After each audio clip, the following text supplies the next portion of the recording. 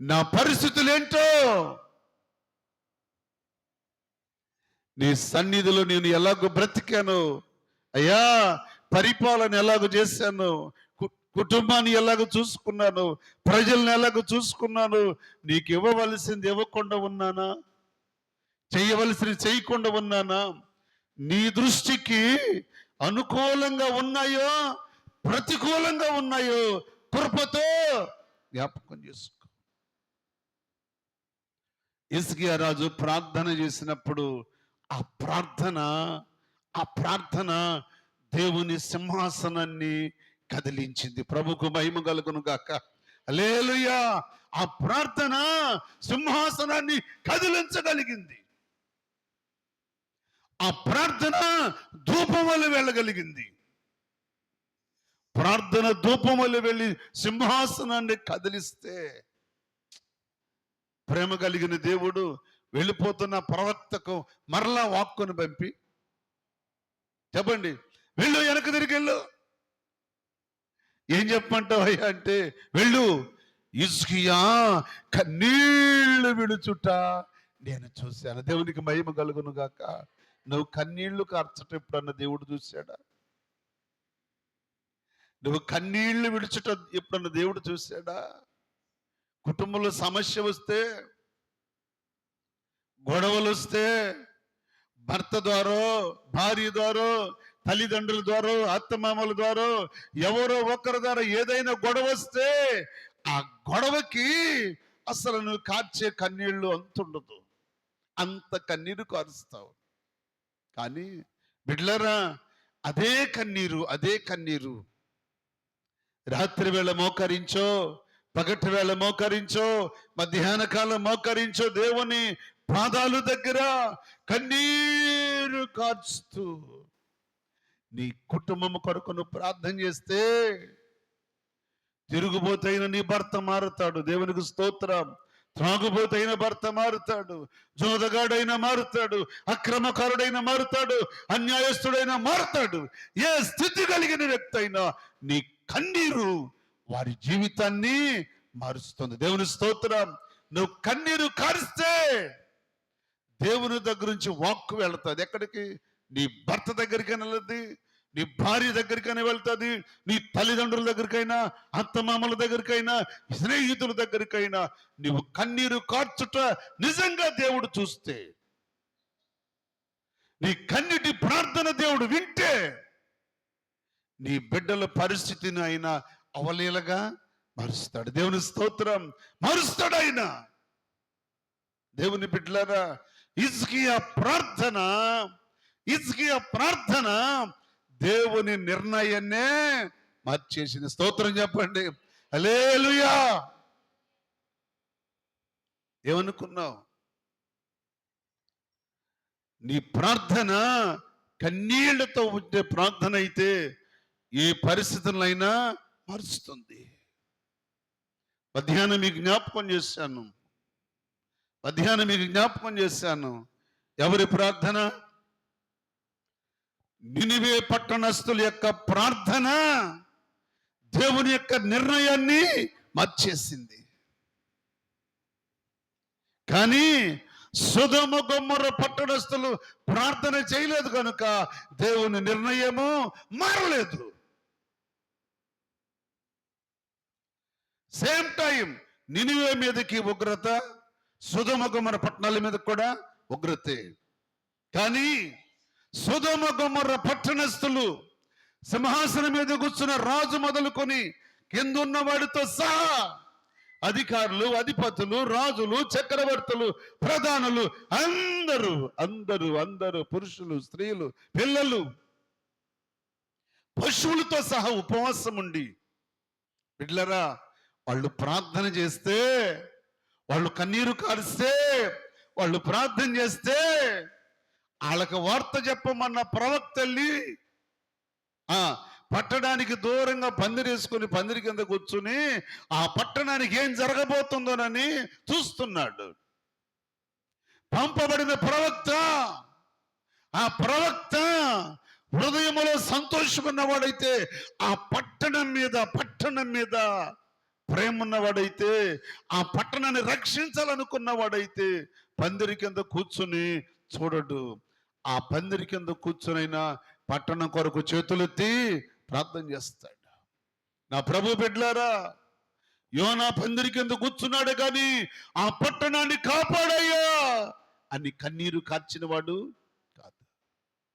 కానీ 40 దినాల్లో పట్టణం నాశనము కాబోతుందని చెప్తే ఆ పట్టణస్థులందరూ కూడా రాత్రనక పగలనక వాళ్ళ జీవితంలో ఉపవాసం ఉండి కన్నీరు కార్చి వాళ్ళు ఏడిస్తే వాళ్ళ ప్రార్థన ధూపం వల్లే సింహాసనాన్ని కదిలించింది. ప్రభుకు మహిమ కలుగును గాక. ఆ ప్రార్థన ధూపం వల్లే సింహాసనాన్ని కదిలిస్తే సింహాసనాసీనుడైన దేవుడు ఆయన నిర్ణయాన్నే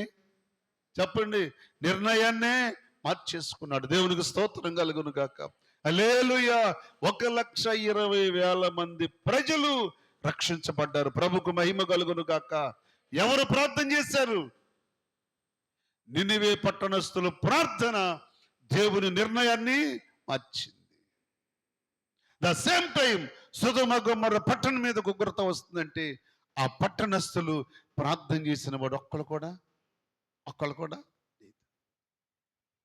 అబ్రహాం ఏడుస్తాడండి. మీకు చెప్పాను మధ్యాహ్నం, సాగిలపడి ఏడ్చాడు. అయ్యో, ఆ పట్టణంలో 50 మంది ఉంటే పట్టణాన్ని రక్షించు.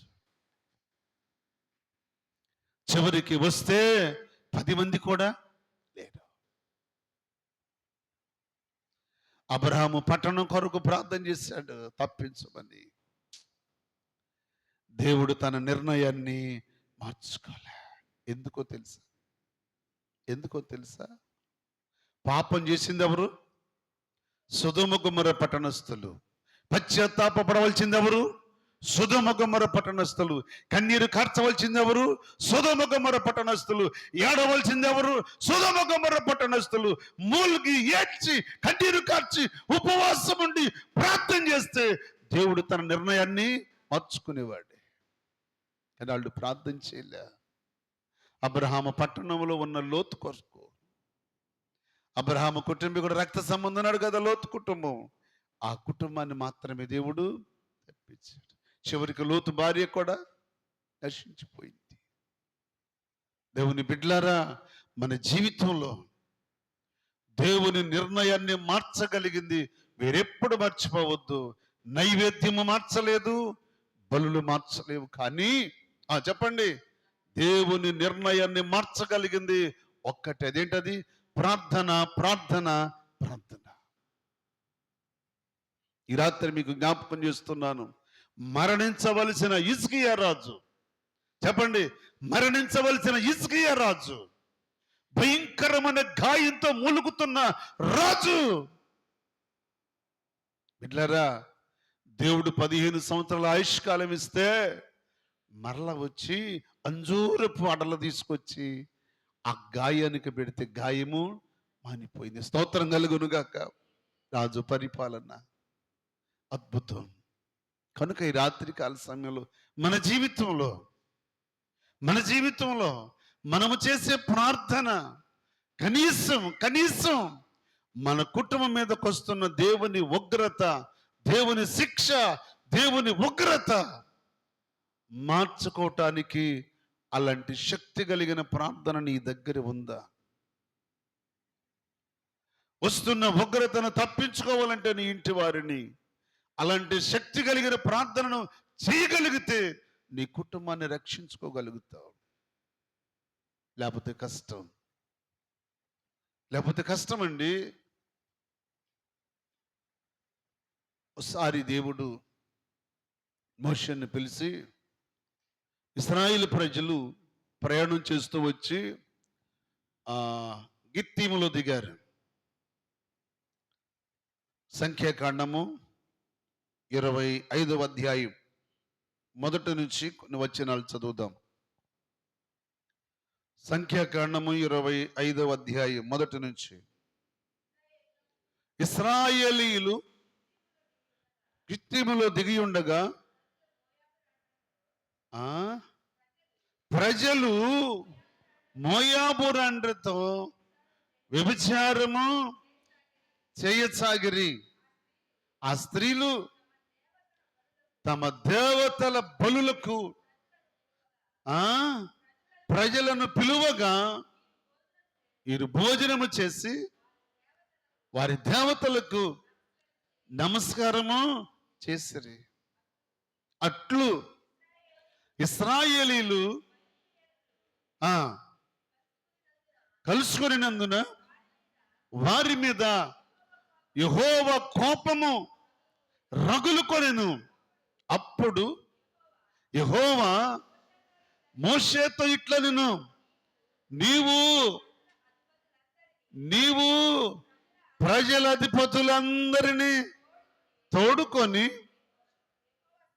యెహోవా సన్నిధిని సూర్యునికి ఎదురుగా వారిని ఉరితి. ఎందుకు ఉరితీయమన్నాడు చెప్పండి? శుద్ధిమలో దిగిన తర్వాత వీళ్ళు చేసిన పనేంటి? మోయాబు రండ్రతో పాపం చేశారు. అదొక తెగులు. దానికి దేవునికి విరోధంగా పాపం చేశారు. రెండవది, వాళ్ళు పిలిస్తే వాళ్ళ దగ్గరికి వెళ్ళి వాళ్ళ భోజనాలు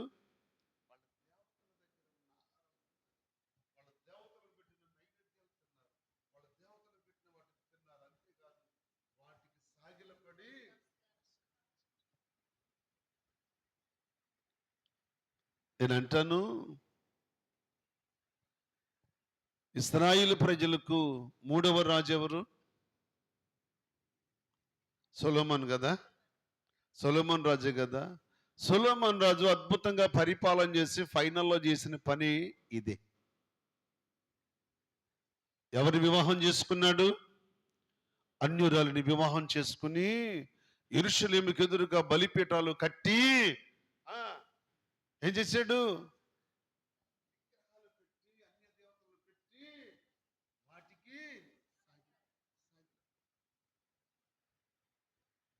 బిడ్డలారా, సొలొమోను మహారాజు చేతులు ఎత్తి ప్రార్థన చేస్తుంటే దేవాలయం ఎదుట యెహోవా మహిమ మందిరం మీదకి దిగవచ్చింది. సొలొమోను ప్రజలు మందిరానికి ఎదురుగా మోకాళ్ళు వేసి రెండు చేతులు పైకెత్తి ప్రార్థన చేస్తుంటే మహిమ దిగి వస్తే యాజకులంట అక్కడ నిలవలేకపోయారంట. అంత ప్రార్థన చేసిన సొలొమోను మహారాజు ఎవరిని చేసుకుని పాడైపోయాడు చెప్పండి? మనోళ్ళు అంటారు, అయితే అయిందిలే, ఆడికి 10 ఎకరాలు ఉంది భూమి, 10 ఎకరాలు ఉంది, బంగారులో బతుకుద్ది పిల్ల, 10 ఎకరాలు ఉంది ఆడికి బంగారులో బతుకుద్దని తీసుకెళ్ళి వాళ్ళకి ఇస్తారు. ఆడి 10 ఎకరాలు ఏమవునో 20 ఎకరాలు ఏమవునో ఆ జీవితం ఏమవునో. ఇక ఇది పడే బాధ అంత బాధ కాదండి. మా తోడోళ్ళు గారు అమ్మాయి అదే జరిగింది. ఆడు మంచోడు, మంచి పనోడు, రోజుకు 1500 తెస్తాడు, పెయింటరు, మంచోడు, అన్నీ చేస్తే అది భయంకరమైన మనిషి. ఈ పిల్ల చక్కగా పాటలు పాడి ప్రార్థన చేసేది, చక్కని సహవాసులు పెరిగింది. చివరి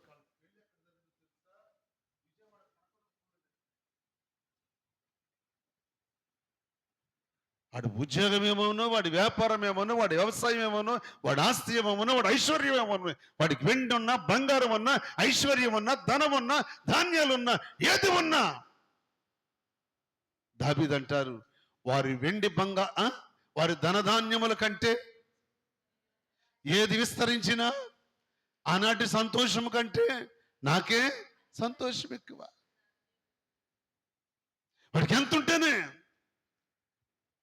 ఇట్లారా బిడ్డలు సంతోషంగా దేవుని దగ్గర బ్రతకవలసిన బిడ్డల్ని, దేవుని సన్నిధిలో బ్రతికే బిడ్డల్ని, చక్కని పాటలు పాడే బిడ్డల్ని, ప్రార్థన చేసే బిడ్డల్ని తీసుకుని వెళ్ళి ఉద్యోగం ఉందనో, వ్యాపారం ఉందనో, వ్యవసాయం ఉందనో, ఆస్తి ఉందనో కట్టబెడితే నిలువున వాళ్ళని పాతాళానికి పంపిస్తావు, తల్లిదండ్రులు అవుతారు. మీరు జాగ్రత్త.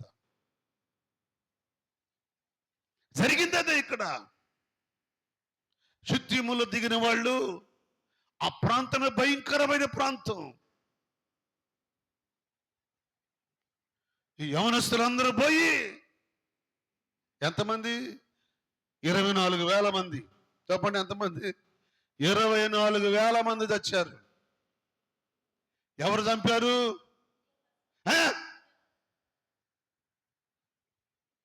కథ మార్చింది ఎవరు? చెప్పండి బిడ్డలారా. వీళ్ళందరూ చేసిన పాపానికి దేవుడంట సహించలేక వీళ్ళని ఉరిది మోషే అంటే, మోషే ఉరిదీయకుండా ఉంటే ఆ రాత్రి ఫినెహాసు లేచి కత్తి తీసుకుని గుడారాల మీద పడి ఎంతమందిని చంపాడు? చెప్పండి. 24,000 మందిని చంపాడు నిర్దాక్షిణ్యంగా. ఫినెహాసు చేసిన పని దేవుని నిర్ణయాన్నే మార్చి.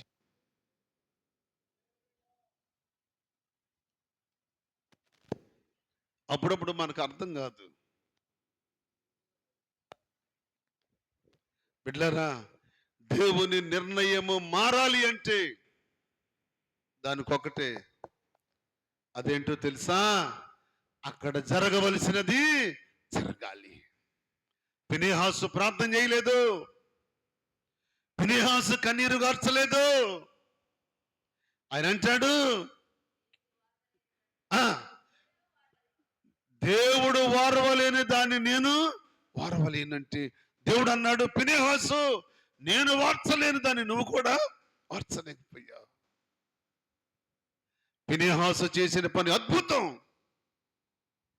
బిడ్డలారా. ఆ దెబ్బతో 24,000 మంది చచ్చితే ఇశ్రాయేలీలో నుండి శాపము తొలగిపోయింది. సపట్లు కూడా ప్రారంభించండి. హల్లెలూయా. శాపము తొలగిపోయిందంతే. హిజ్కియా గోడ తట్టు తిరిగి కన్నీరు గారిస్తే దేవుని నిర్ణయం మారింది. 15 సంవత్సరాలు హిజ్కియాకు వచ్చింది. కానీ ఇక్కడేంటో తెలుసా? ఇశ్రాయేలు ప్రజలు చేసిన పాపానికి, ఎవరితో పాపం? ఎవరితోనండి? ఎవరితో చేశారు? మోయాబురాన్లు ఎటువంటి వాళ్ళు? వాళ్ళు కులుకుతూ నడిచేవాళ్ళు అంటే. ఎలా నడుస్తారు వాళ్ళు? కులుకుతూ వాళ్ళు జడలేసుకుని కొలుకుతూ నడుస్తారంట. ఎవరు? చెప్పండి. మోయాబురు అంటారు. అందుకే దేవుడు అన్నాడు, వాడి తలలను నేను బొడి చేస్తా. ఈ కొలుగుతూ నడిచే వాళ్ళని చూసి పడిపోయారు ఇశ్రాయేలులో యవనస్తులు. కొలుగుతూ నడుస్తూ ఉన్న వారిని చూసి పడిపోయారు ఇశ్రాయేలు యవనస్తులు.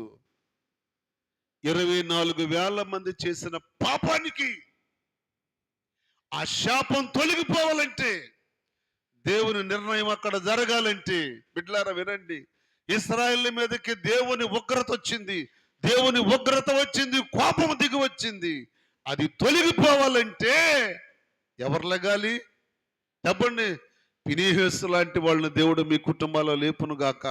చెప్పండి గట్టిగా ఆమేన్.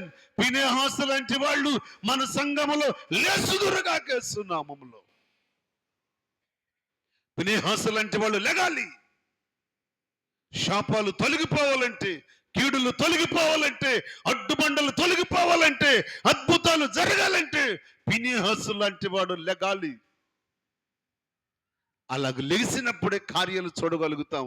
దేవునికి స్తోత్రం. లెగాలి ఫినెహాసు లాంటి వాళ్ళు. అంతేగాని పాడు పని చేసేవాడిని చూసుకుంటూ మురుసుకుంటూ ఉండటం కాదు. ఏదో పని చేసే వాళ్ళని చూసుకుని నవ్వటం కాదు బిడ్డలారా. పౌలయ్య అంటాడు, వారిని ఖండించుము, గద్దించుము, బుద్ధి చెప్పు. అన్ని స్నేహితుడైనా స్నేహితురాలైనా, అన్నైనా తమ్ముడైనా అక్కైనా చెల్లైనా ఎవరైనా సరే, నీ కళ్ళ ముందు బుద్ధిహీనుడు పాపం చేస్తూ కనపడితే వాడిని గద్దించు, ఖండించు, బుద్ధి చెప్పు. ఫినెహాసు చేసిన పని లాంటి పని ఈ రోజును చేయగలిగితే ఎక్కడే ఆగిపోతాయి. దేవునికి స్తోత్రం. హల్లెలూయా. ఆగుతాయి. ఫినెహాసు ఎవరనుకున్నారు? అహరోను మనవడును ఎలియాజరు కుమారుడు. ఎలియాజరు ఎటువంటి వాడు చెప్పండి? నమ్మకస్తుడు కడుపును పుట్టినోడు, రోషం కలిగినోడు. ఆ తాత ఎటువంటి వాడు? ఎవరండి తాత? అహరోను తక్కువడా? అహరోను ఎవరు? యాజకుడు. యాజకుని వంశములో పుట్టినవాడు, రోషం కలిగినవాడు.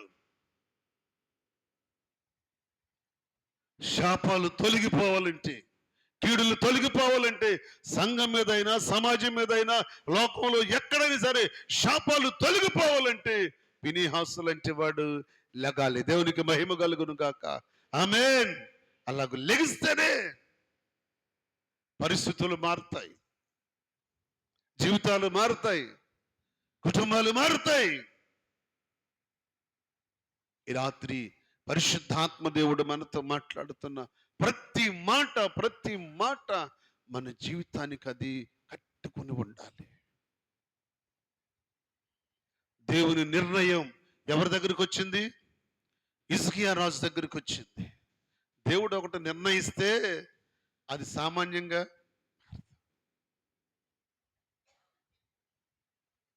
మూడో వ్యక్తిని మీకు పరిచయం చేసి నేను ముగిస్తా. మూడో వ్యక్తి అక్కడే సంఖ్యాకాండంలోనే ఉన్నాడు. మూడో వ్యక్తి 23వ అధ్యాయము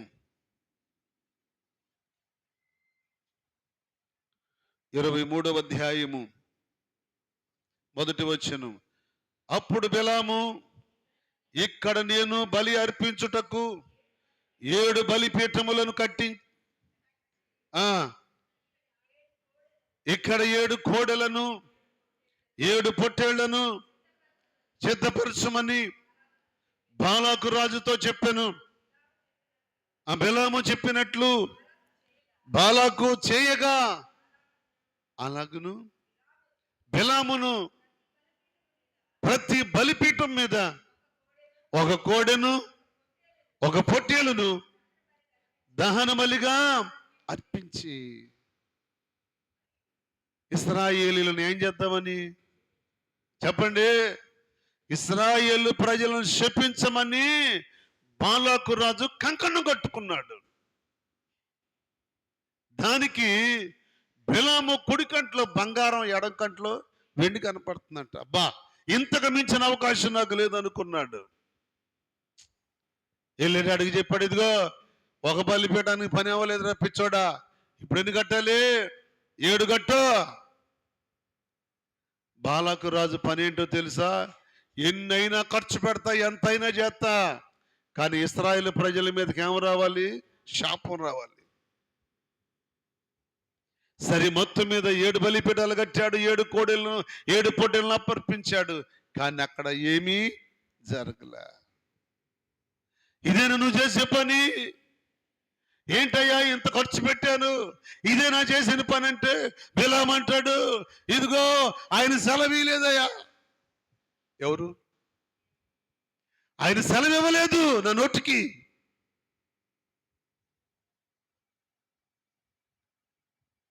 కిందకు వస్తా మాట చెప్తాను నేను. ఆయన అంటాడు, 7వ వచనం, అప్పుడు బిలాము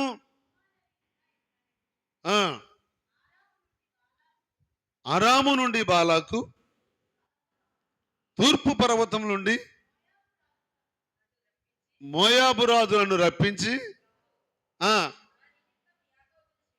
నా నిమిత్తము యాకోబును శపింపుము, రమ్ము ఇశ్రాయేలును భయపెట్టవలెను అనిను. ఏమని శపింపగలను? దేవుడు శపింపలేదే. ఏమని భయపెట్టగలను? దేవుడు భయపెట్టలేదే. ఇదంటాడు, నేను ఇంకేం చేయనయ్యా, నేనేది చేద్దామన్నా ఆయన నిర్ణయము మారట్లేదు. అరే కోడలు అర్పించిన నిర్ణయం మారలేదే, పొట్టేళ్ళు అర్పించిన నిర్ణయం మారలేదే, ఇంత చేసినా మారలేదే. ఏం జరిగింది అంటే అక్కడ అంటాడు బిలాము, బిడ్లారా 19వ వచనం, దేవుడు అబద్ధమాడుటకు ఆయన మానవుడు కాదు, పశ్చాత్తాపడుటకు ఆయన నరపుత్రుడు కాడు. ఆయన చెప్పి చెయ్యకుండునా మాట ఇచ్చి ఏం చేయాలి? ఇంకా ఆయన అబద్ధం ఆడటానికి అంటే ఆల్రెడీ ఈయన అబద్ధాలు కొనుడు అయిపోయాడు. ఎవరు?